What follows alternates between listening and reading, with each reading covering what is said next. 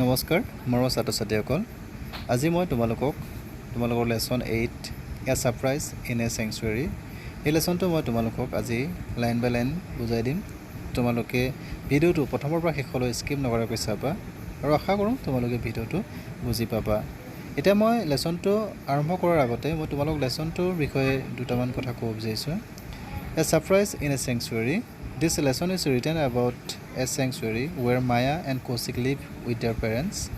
এই লেসনটো এখন অভয়াৰণ্যৰ বিষয়ে লিখিছে য'ত কৌশিক আৰু মায়াই তেওঁলোকৰ মাক দেউতাকৰ লগত থাকে অৰ্থাৎ কৌশিক আৰু মায়াই মাক দেউতাকৰ লগত এখন অভয়াৰণ্যত থাকে Kaushik and Maya like to look after the pets and it is their main hobby.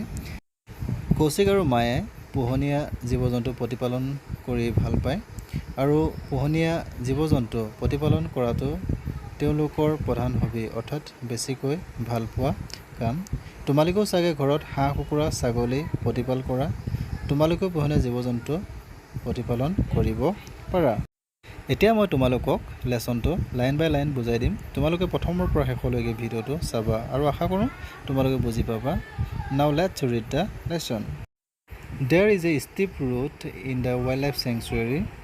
Wildlife sanctuary অৰ্থাৎ অভয়াৰণ্যখনত এটা steep road অৰ্থাৎ থিয় ৰাস্তা আছে. There is a small cottage. Cottage means ঘৰ তাতে এটা সৰু ঘৰ আছে. It is the residence of the forest officer. এইটো অৰ্থাৎ ঘৰটো বন বিষয়াজনৰ বাসগৃহ. The officer lives there with his wife and children Kosik and Maya.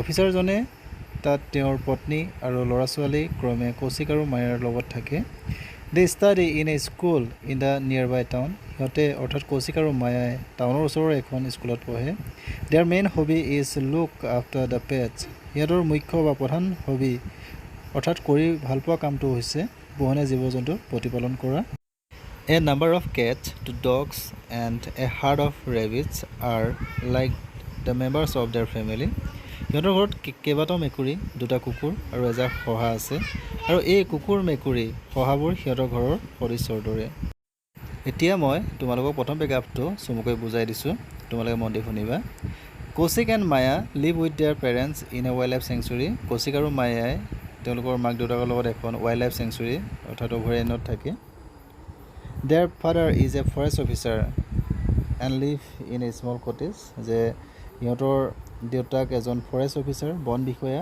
আৰু এটা স্মল কটেজত তেওঁলোকে থাকে Kaushik and Maya study in a school nearby town Kaushik আৰু মায়াই টাউনৰ ওচৰৰ এখন স্কুলত পঢ়ে and their main hobby is to look after the pets আৰু সিহঁতৰ মেইন হবিটো হৈছে পোহনীয়া জীৱ-জন্তু পালন কৰা Now let's read the second paragraph এতিয়া আমি second paragraphটো পঢ়ো আহা Kaushik often walks in the forest কৌশিকে অৰণ্যখনত প্ৰায় খোজ কাঢ়ে one day he sees something in a bush while walking যেদিনাখন খোজ কাঢ়ি থাকোঁতে এজোপা জোপোহা গছত সি কিবা এটা দেখে it is like a bundle of fur এইটো এটা নোমৰ মুঠাৰ দৰে he becomes curious সি কৌতূহলী হৈ পৰে অৰ্থাৎ সেইটোনো কি জানিবলৈ বৰ আগ্ৰহী হৈ পৰে he looks at the object closely সি বস্তুটো ওচৰৰ পৰা চায় এতিয়া মই তোমালোকক দ্বিতীয় পেৰাগ্ৰাফটো চমুকৈ ক'ব লৈছোঁ তোমালোকে মন দি শুনিবা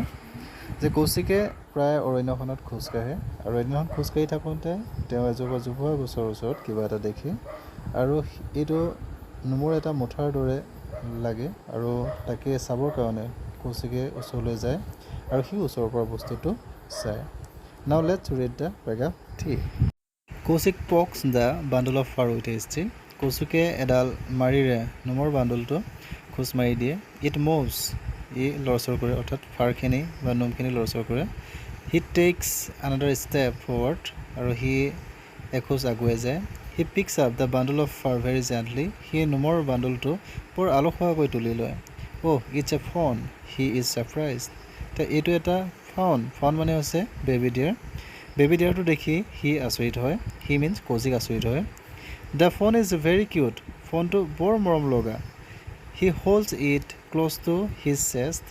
সি ফোনটো অৰ্থাৎ বেবী ডিয়াৰটো তাৰ বুকুৰ ওচৰত ৰাখিছিল He is delighted. সি ৰং পাইছিল। He can feel the heartbeat of the fawn. সি ফোনটোৰ হাৰ্টবিট অৰ্থাৎ কলিজাৰ ধপধপনি অনুভৱ কৰিব পাৰে কৰিছিল। এতিয়া মই তোমালোকক পেগাপটোৰ চমুকৈ কৈছোঁ শুনা। কৌশিকে দেখা নোমখিনি এডাল মাৰিৰে কুচি দিয়ে। তাৰপিছত সি নোমৰ মুঠাটো আলফুলেৰে তুলি লৈ দেখে এইটো এটা ফোন, অৰ্থাৎ বেবী ডিয়াৰ, হৰিণাৰ পোৱালি। ফোনটো বৰ মৰম লগা। সি ফোনটো বুকুৰ ওচৰত সাৱটি ধৰে। সি ফোনটোৰ বুকুৰ ধপধপনি উমান পায়। Now let's read the paragraph 4. Kaushik takes the baby deer to his house. কৌশিকে বেবী ডিয়াৰটো তাৰ ঘৰলৈ লৈ আহে। His mother is doing something in the backyard. তাৰ মাকে পিছফালৰ চোতালত কিবা এটা কৰি আছে। He shouts loudly, mother mother, see what I have found in the forest. সি মাকক ডাঙৰকৈ চিঞৰে আৰু মাকক কয়, চোৱাচোন মই জাংগলত কি পালোঁ। It is a phone. এইটো এটা baby dear. Hearing her brothers voice, Maya comes to the backyard. ককায়েকৰ মাত শুনি মায়া পিছফালৰ চোতাললৈ আহে। ৰানিং ডিয়াৰ ইজ কমনলি চিন ইন দ্য চেংচুৱেৰী. দৌৰি ফুৰা হৰিণা প্ৰায় অৰণ্যত বা অভয়াৰণ্যত দেখা পোৱা যায়। বাট ফোন ইজ নট ইউজুৱেলি চিন. কিন্তু ফোন বা বেবী ডিয়াৰ সাধাৰণতে দেখা পোৱা নাযায়। It is very beautiful. এইটো অৰ্থাৎ ফোনটো বৰ ধুনীয়া। It has yellowish spots on a light brown body. যে ইয়াৰ পাতল মুগা বৰণীয়া দেহাটোত হালধীয়া দাগ আছে। All of them begin to touch the baby deer very softly. আৰু সিহঁতৰ সকলোৱে অৰ্থাৎ কৌশিকৰ ঘৰৰ সকলোৱে বেবী ডিয়াৰটো আলফুলকৈ চুবলৈ আৰম্ভ কৰে। The fawn seems to be in a great pain. যে ফোনটো বৰ বিষত থকা যেন লাগে। Maya prepares a straw bed for the fawn. মায়াই ফাউনটোৰ বাবে এখন খেৰৰ বিচনা সাজু কৰে। Maya says, I shall look after it till it is well. মায়াই কয় যে মই অৰ্থাৎ বেবী ডিয়াৰটো ভাল হোৱালৈকে চোৱা চিতা কৰিম। এতিয়া মই পেগাপটো আকৌ অসমীয়াত কৈ দিছোঁ, মন দি শুনা। কৌশিকে বেবী ডিয়াৰটো ঘৰলৈ লৈ আহে। সেই সময়ত তাৰ মাকে পিছফালৰ চোতালত কিবা এটা কৰি থাকে। সি ডাঙৰকৈ মাকক কয় যে মা চোৱাচোন মই অৰণ্যত কি পালোঁ। এইটো এটা হৰিণা পোৱালি। ককায়েকৰ মাতটো শুনি মায়াই পিছ চোতাললৈ আহে। অৰণ্যত দৌৰি ফুৰা হৰিণা প্ৰায় দেখা পোৱা যায়, কিন্তু সাধাৰণতে হৰিণা পোৱালি দেখা পোৱা নাযায়। হৰিণা পোৱালিটো বৰ ধুনীয়া আৰু ইয়াৰ পাতল মুগা বৰণীয়া শৰীৰটোত হালধীয়া দাগ আছে।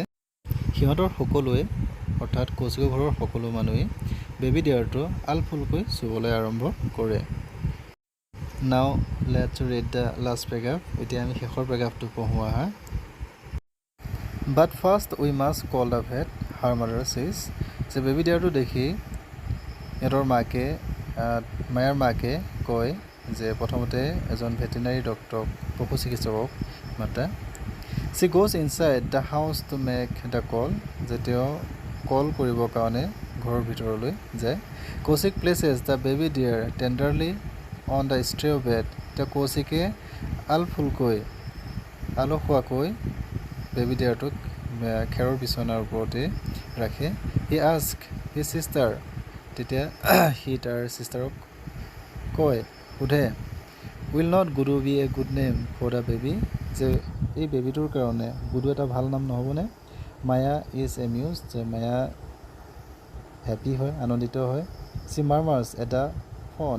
যে ফোনটোক তই চাই পিনি তাই ভুভাই কয়, উইল লুক আফটাৰ ইউ টিল ইউ আৰ ৱেল. যে তুমি ভাল হোৱালৈকে আমি তোমাক চোৱা চিতা কৰিম, তোমাৰ প্ৰতিপাল কৰিম। Then we will make you free. তাৰপিছত তোমাক আমি ফ্ৰী কৰি দিম, মুকলি কৰি দিম। You will be again with your parents. তুমি পুনৰ তোমাৰ পেৰেণ্টছৰ লগত অৰ্থাৎ মা দেউতাৰ লগত থাকিব পাৰিবা। অৰ্থাৎ বেবী ডিয়াৰটোক কয় যে তোমাক আমি মুকলি কৰি দিম, তুমি পুনৰ তোমাৰ মা দেউতাৰ লগত থাকিব পাৰিবা। That will be a pleasure for us. সেইটোৱে আমাৰ কাৰণে এটা প্লেজাৰ হ'ব, আনন্দকৰ কথা হ'ব। Kaushik whispers to the fawn. যে ফাউনটোক কৌশিকে ফুচফুচাই পিনি কয়, উইচপাৰ মানে ফুচফুচাই কয়, I will call you by your name Gudu. যে মই তোমাক তোমাৰ নাম গুডু নামেৰে মাতিম। Will you come to me then. তেতিয়া তুমি মোৰ ওচৰলৈ আহিবানে? তেতিয়া তাক অৰ্থাৎ ফোনটোক কয় যে তোমাক গুডু নামেৰে মাতিম, তোমাক সেই বুলি মাতিলে তুমি আহিবানে? যে এনেকৈ লেচনটো শেষ হয়। এতিয়া এই লাষ্ট পেৰাগ্ৰাফটো মই তোমালোকক আকৌ অসমীয়াতে চমুকৈ বুজাই দিছোঁ, তোমালোকে মন দি শুনিবা। মায়াৰ মাকে পশু চিকিৎসকক মতাৰ কথা কোৱাৰ লগে লগে মায়াই চিকিৎসকক কল কৰিবলৈ ভিতৰলৈ যায়। তাৰপিছত কৌশিকে আলফুলকৈ বেবী ডিয়াৰটো খেৰৰ বিচনাৰ ওপৰত ৰাখে আৰু বেবীটোৰ নাম গুডু ৰাখিলে কেনেকুৱা হ'ব বুলি মায়াক সোধে।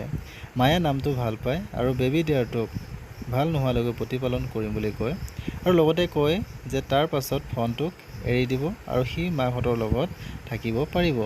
সেইটোৱে সিহঁতৰ আনন্দ হ'ব। শেষত কৌশিকে ফুচফুচাই ফোনটোক কয় যে সি ফোনটোক গুডু বুলি মাতিব আৰু গুডু বুলি মাতিলে সি আহিবনে বুলি বেবী ডিয়াৰটোক সোধে। এইদৰে লেচনটো শেষ হয়। পৰৱৰ্তী সময়ত ভিডিঅ' জৰিয়তে মই তোমালোকক প্ৰশ্নবোৰ বুজাই দিম আৰু লগতে উত্তৰবোৰ কৰি দিম। তোমালোকে ভিডিঅ'টো প্ৰথমৰ পৰা শেষলৈ চাবা। ধন্যবাদ।